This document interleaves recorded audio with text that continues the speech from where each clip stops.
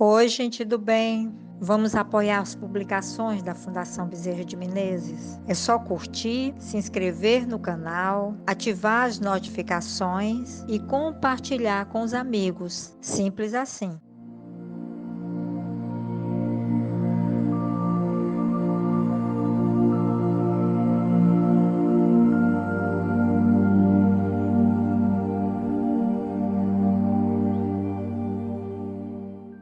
Agradecida a Deus pelo dom da vida, pela oportunidade de estarmos a caminho aprendendo lições imorredoras, e a vida está em mar alto, quer dizer, estamos na luta, como dizem os jovens. Então, vamos hoje estudar um trecho que nos faz percebermos em atividade e em atenção no que se refere às solicitações do nosso mundo para que sejamos instrumentos do amor. Situações acontecem para que a gente possa ter a oportunidade de dar algo nosso. Nem que seja uma coisa simples, o que vale é o nosso coração ter o desejo de modificar uma situação de tristeza ou de dor, ou de adoecimento, ou de abandono social, ou de tristeza. Então, esse vigiar e orai que Jesus nos ensinou, ele tem uma função muito específica nesta hora em que a gente fica atenta ao que acontece e que podemos modificar em termos de paisagem amorosa, não é? Sair de uma situação de tempestades, como a gente viu ontem, Paulo no naufrágio, né? E encontrarmos um sol após estes momentos mais difíceis. Então, é importante que nestas horas a gente perceba ou fique atento a saber o que Jesus espera que a gente faça naquela hora. No texto Sede Perfeitos, como o vosso Pai Celestial é perfeito, capítulo 17, tem um trecho no item 4 que diz: os bons espíritas. O espiritismo compreendido, mas sobretudo bem sentido, leva aos resultados que o texto já disse, né? E que mostram o esforço do homem na direção da perfeição. O espiritismo, ele amplia, ou na verdade desdobra, facilita, o texto aqui diz, aos homens a compreensão e a prática da mensagem do Cristo, facultando fé inabalável e esclarecida aos que duvidam ou vacilam. Quer dizer, as pessoas que têm a fé delas, ótimo, mas há quem duvide, quem vacile, quem tenha sede de um conhecimento de outra natureza, não é? Um conhecimento que é trazido pelo plano espiritual. Então, ele diz que não é necessário uma inteligência fora do comum para esta compreensão, mas um desejo de aproximar a razão do coração. Então, vamos agora fazer um estudo hoje que a gente uma vez fez uma leitura sob outro enfoque deste caso, não é? Hoje a gente vai enfocá-lo sob esse prisma de estarmos atentos ao mundo espiritual, porque isso é um costume. Às vezes a gente está num lugar e faz uma leitura, as pessoas fazem uma leitura pequena de um determinado fato, você faz uma leitura profunda, quer dizer, você percebe o lado espiritual daquela situação, nesse sentido que a gente fala profunda. E isso é tudo, isso é muito. Então, vamos mostrar um texto de uma pessoa chamada Vilma Ribeiro Monteiro, num jornal do Lar Fabiano de Cristo, lá do Rio de Janeiro. Interessante, não é? Aqui, esse impresso é de 2007. Interessante o esforço que as pessoas fazem. E que lá, depois de tanto tempo, nós estamos em 2020, esse texto cai como uma luva para algumas situações de algumas pessoas que, de repente, numa situação de aperreio, ou de dor, ou de enfermidade, ou disso, ou daquilo, ou de solidão, ou de desespero, ou de impaciência, ou disso, ou daquilo, como se diz, as pessoas se conectam com o plano espiritual e o seu coração lê aquela circunstância de outra forma. E aí há essa saciedade do espírito, porque diz até um psicólogo que nem é espírito, o Viktor Frankl, que a gente é capaz, o ser humano é capaz. Ele viveu na Segunda Guerra Mundial, no campo de concentração. Então, ele disse isso pela própria experiência, pelo que ele viu acontecer. Ele disse que o ser humano é capaz de viver sofrimentos inenarráveis, sendo que ele, desde que ele compreenda o sentido daquilo, ele enfrenta. Então, há um sentido maior.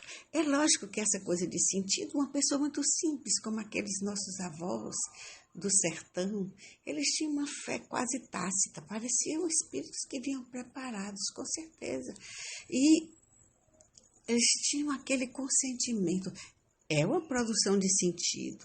Ele pode não ter nossas palavras, mas é uma produção de sentido. Eles diziam, isso daqui é a mão de Deus, isso daqui a gente pode ver a mão de Deus fazendo isso, ensinando tal coisa, não é?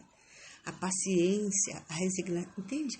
Eles tinham a percepção de que naquelas passagens, nas estações, melhor dizendo, que eram estações mesmo, de estações de seca, estações de repente de fartura, dentro dos limites das pessoas simples, e de repente eles percebiam isso como estações, como passagens, e tinham uma relação profunda e bela com a vida, sem questionar a vida. Questionavam as coisas que não estavam boas, sabiam pensar, com certeza.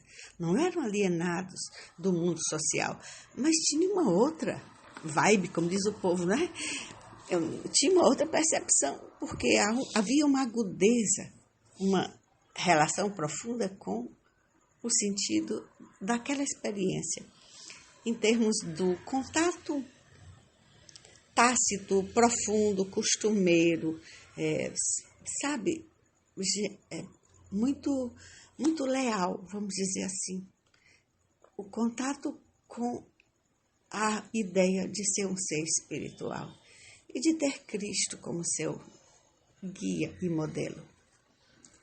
Então, nós vamos hoje ler que era um casal que ia para um lugar, não tem aquela música que diz, fiz uma casinha branca lá no pé da serra para nós dois morar.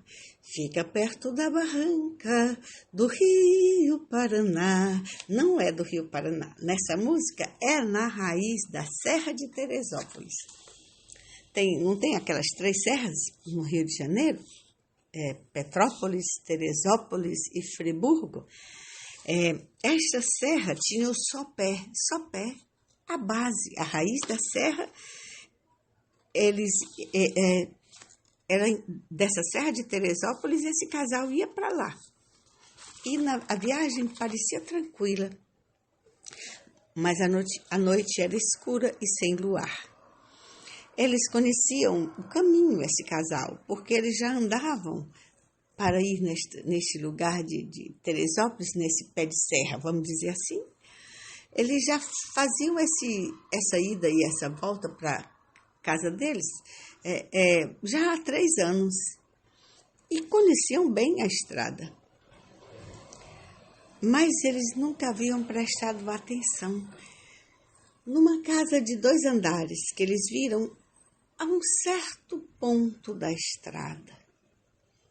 Não era tão na beira assim da rodagem, como diz o povo, mas era na altura do que ele chamava de Jororó, Jororó era nesse trajeto do Rio para Teresópolis. Aí eles estavam bem naquela viagem, assim, já acostumados, nesta noite sem lua, sem luar, e ouviu um estrondo e um chiado depois, né? E eles tentaram controlar a direção do carro, o marido dessa moça que conta a história, e reduziu a velocidade, tomou várias providências, até que conseguiu frear com segurança. Nessas horas, não é? Você precisa de uma lucidez muito grande para tomar as atitudes com o seu corpo físico, mas a mandado de um cérebro atento. Então, eles, logo que frearam, saltaram assustados, talvez com medo de alguma coisa tocar fogo, coisa assim, e foi examinar o que parecia fritar, porque o chiado continuava altíssimo, né? Como se tivesse uma coisa fritando embaixo do capô do carro. Aí lá pelas tantas, eles se afastaram e viram como que uma explosão. O motor partiu e o óleo se derramou por toda parte. Não foi possível, não precisava ser muito brilhante, ela diz, para perceber que nenhum carro que passasse naquela hora da noite, uma noite escura, sem luar, prestaria socorro. Ela pensou, não dava, era muito arriscado. A pessoa teria medo. Eles pensaram, naquele tempo, esse tempo aqui, eles não tinham celular, só havia um telefone simples. E então, eles não tinham comunicação. Como iriam fazer? Olharam ao redor e viram, sabe quando a gente vai na estrada? Sempre foi uma coisa que eu pensava. Quando eu ia na estrada, eu olhava aquelas casas longe. Eu pensava sempre assim, quando ela estiver em trabalho de parto, hein? A mulher que mora lá, olha o que eu pensava. Eu pensava como ela vai fazer, porque é longe de tudo, é no meio de uma mata. E eu penso, claro que podem ter tido muito mais facilidade para ter os filhos, era assim. Mas de um tempo para cá já não tão assim. De qualquer forma, sempre eu imaginava coisas bonitas, aquelas pessoas longe de tantas fantasias vãs, vivendo uma vida absolutamente austera. Quer dizer, com uma simplicidade que a própria natureza levava a viver, a própria inserção no meio de uma quase mata empurrava a pessoa para viver assim, com uma espécie de despojamento, buscando o que era vital na experiência humana. Então, eles começaram a olhar, mas essa moça não estava pensando isso. Isso é quando a gente passa e está cantando na viagem. Mas essa moça estava pensando, como é que eu vou fazer com esse carro parado aqui de noite, sem socorro, sem telefone, num lugar ermo desse. Aí ela viu casas muito longe, mas nunca tinha reparado que perto de determinado lugar tinha que andar um pouco, tinha um poste com uma luz, daquelas luzes assim, meio mortiças, né? Como são essas luzes desses lugares longínquos. E na direção da luz, quem olhasse viria ao longe uma casa de 2 andares, que esse casal, toda a vida que passou por esse lugar, esse Jororó, né, que é no caminho de Rio para Teresópolis, nunca tinha reparado. Aí eles foram ter a coragem de ir lá, né? Andaram,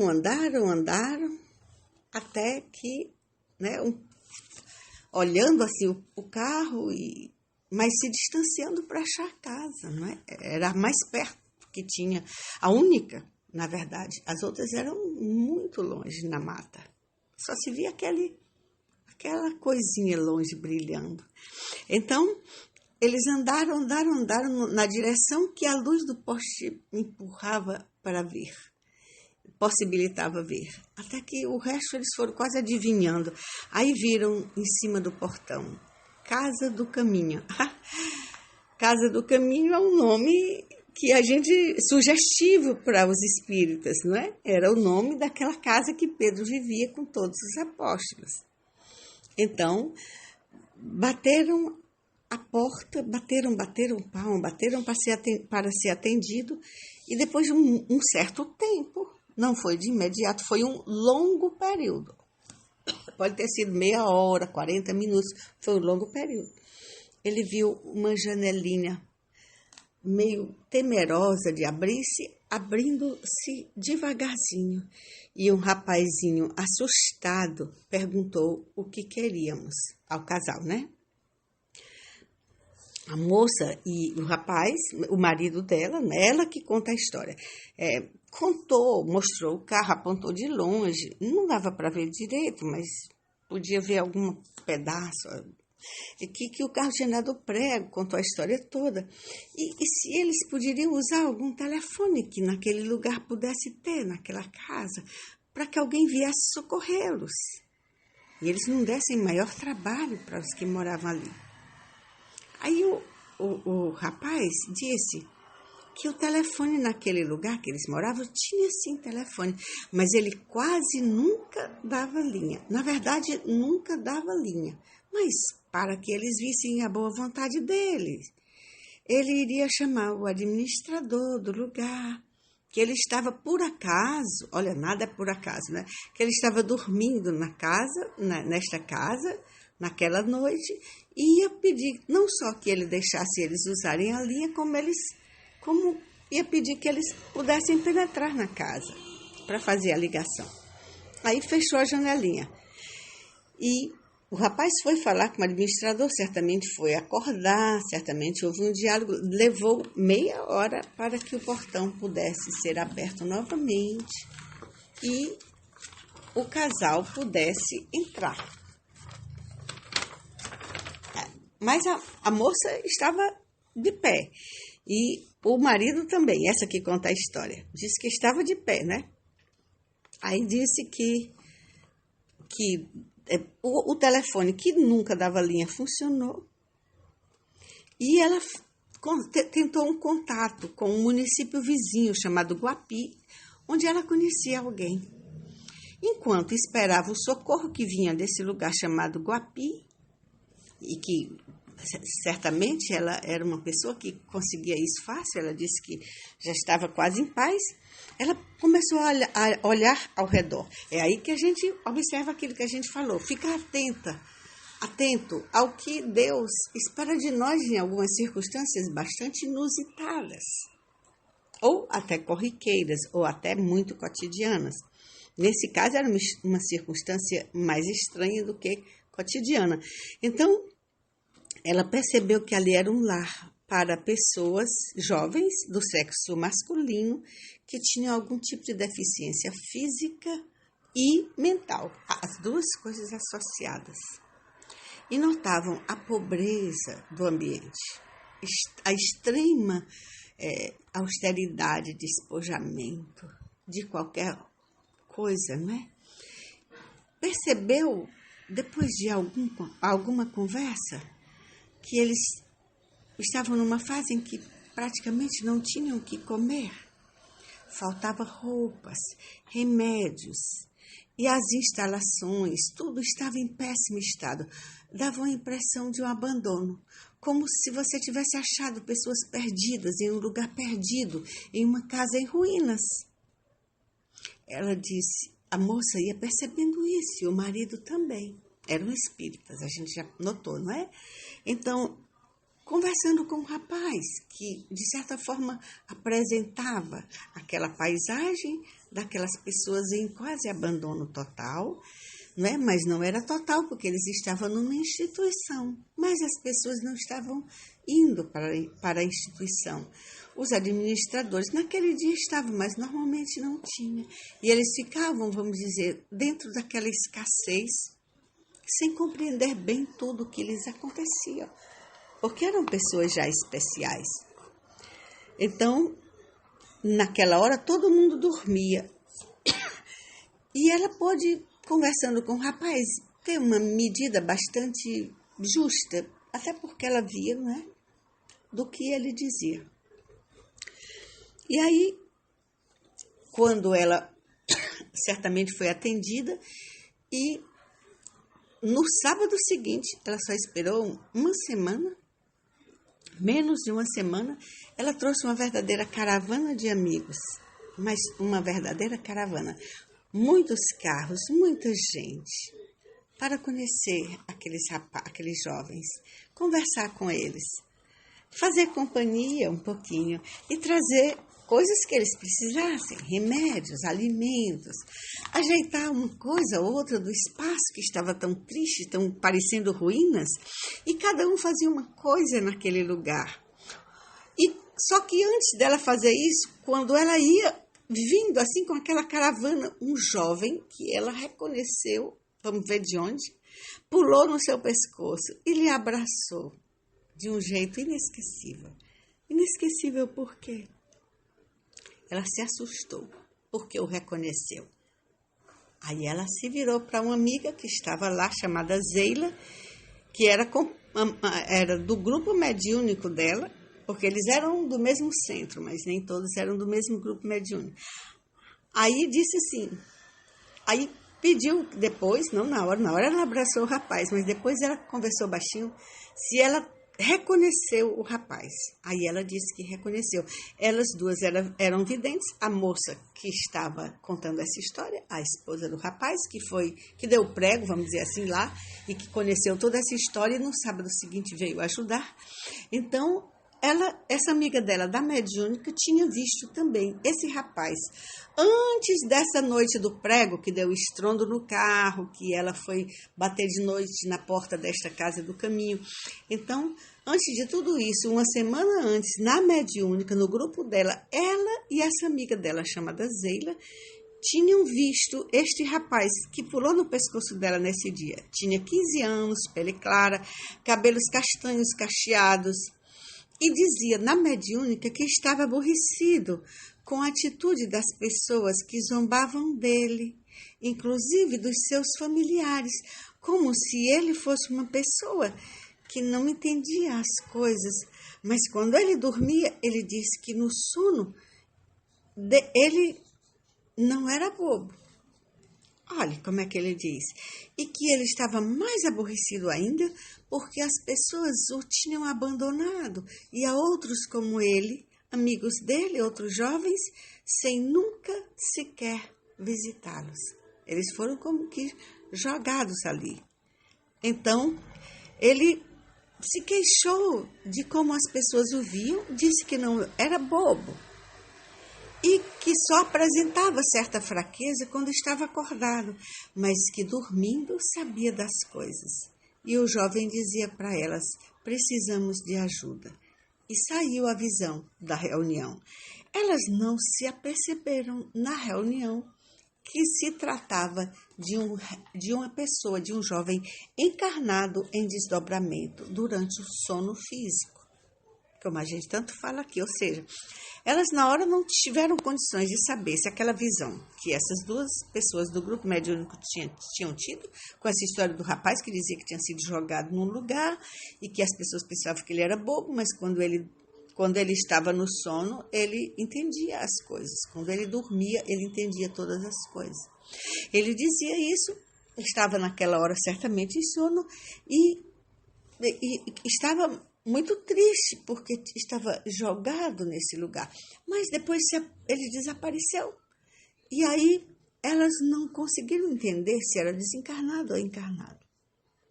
As duas videntes. Mas agora, quando viram o rapaz abraçando do mesmo jeito que ela tinha visto ele, quando ele vinha assim, era a mesma pessoa, as duas reconheceram. E interessante que a partir daí elas perceberam o valor da atenção. Na hora a gente tem dito isso, na hora em que a gente está em aperreio, em sofrimento, em alguma dificuldade e que a gente fica atenta, a gente pode estar sendo preparada para socorrer outra pessoa que mais precisa do que nós. Vamos ficar atentas. O Evangelho hoje fala em bons espíritos. Bons espíritos são esses que não perdem essas oportunidades, porque estão juntos do Cristo, o nosso mestre dos caminhos. Muita paz.